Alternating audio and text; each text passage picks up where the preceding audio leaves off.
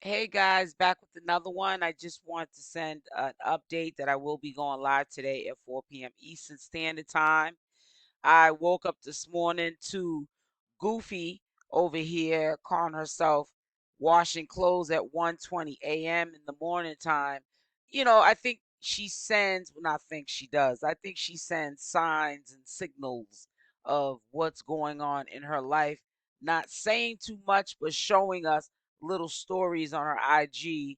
One being her washing Little Summer's clothes in the sink, basically letting us know that nobody has custody of my child. CPS hasn't taken my child yet. And yeah, she's probably co-parenting between Juju and herself. However, the little one is still in her care. Because one, unless she's washing the clothes to give 'em, to Juju's family to take care of the baby, that would be a sign to me that yes, the baby is still in her care. Um, I also am getting this impression that this social media influence gig for her is not all that she thought it would be, because Michelle's gone, and Michelle was the whole act. And now she's doing this. She's going to be doing adult classes for women, so women know how to treat their man. You know what I'm saying? Behind closed doors, let's just say. And I think that she's trying to gravitate towards that. Some of the stuff she does in her IGs, her little dances, and the back and the front dances, seductive dances and all that. She's trying to advertise herself like a poster board on a highway. Um, that she's trying to make money off of showing women how to treat a man, behind closed doors, because she doesn't have it in herself to articulate herself like a lady and get up here and her conversation be of interest. She has to make it into another dimension of thinking that all men want is, and if there's no intimacy in the relationship, then there's nothing to bring to the table. And that's basically how you lose a man. That's her mentality. So she's basically trying to promote, I'm gonna show you guys you women, how to be that girl to your man, so you can hold on to them. Even though we know that Queen Opp hasn't held on to a man since we've been watching her on all these apps. Okay, she can barely hold on to Juju, and it seems by her saying that Little Summer is his child, that low key they were, doing the do, and obviously not being protective, and that's how Little Summers came about. But all he wants from her is that one thing, and she has nothing else to offer. And that's what I mean by conversation.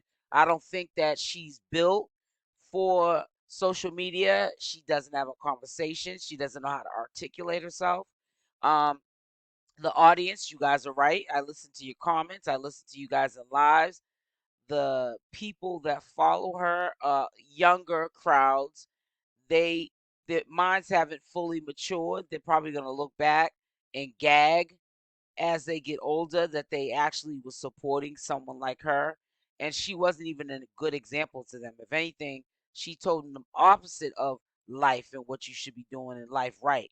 And instead of having a younger crowd watch you and you tell them what you've been through and what they don't want to go through from your lessons, life lessons, she's encouraging, because people like Queen Opp, misery loves company. You know what I'm saying? And we a lot of people were making some allegations up that the baby was supposed to go. Well, I did hear her say it, but I feel still like it's allegation, because we don't know, even from the horse's mouth, if she was being truthful that this weekend Summers was supposed to go with Juju. However, she did confirm, whether she was lying or not. She said it on her IG story that she was going to have a couple of drinks with Danny, and that was what, almost 2 days ago, and she was going live. I'm quite sure she scammed people out of money, because a lot of those foolish ones that don't think before they react probably sent that $10 to a page that doesn't even quite exist yet. and she never went live on her main page on IG. You know what I'm saying? Which I think that if she did go live that night on that page, and was collecting the $10, that would have been a freebie, but it also would have been a way for her to promote that she was doing another page, a brand new page, and the page was going to be $10 to get into the page. And we was allegedly supposed to see her with interact with Danny and watch this um, couple, these gold couples.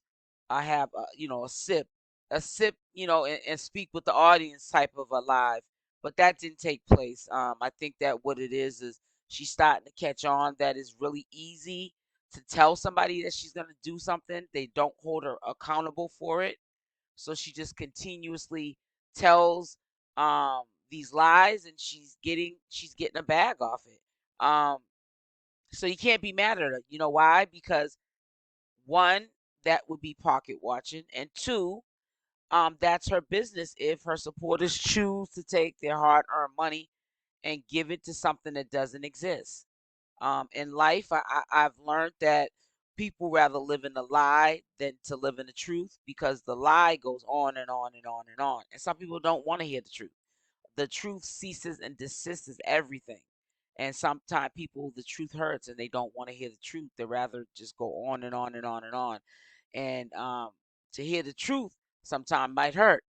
You know, but I think that as time goes on, people will catch on to the trickery, and they'll get tired, especially when their funds start getting low and they start, because a lot of people be strapped for cash with some of these social media influencers. They come obsessed to a point where they start to, neglect other things in their real life. This is not real. This is someone that's telling you a lie. If a person tells you a lie, then it's not real. Um, if a person says they're going to do something and they don't do it, then it's not real.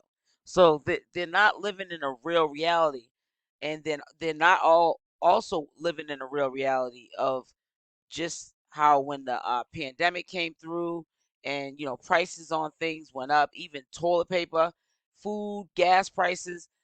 In this day and age, with all of what happened to bring the economy down, the last thing you should be wanting to pay for is to see somebody like Queen Opp do a live that doesn't even exist, and you just gave somebody your money that didn't even follow through with the live.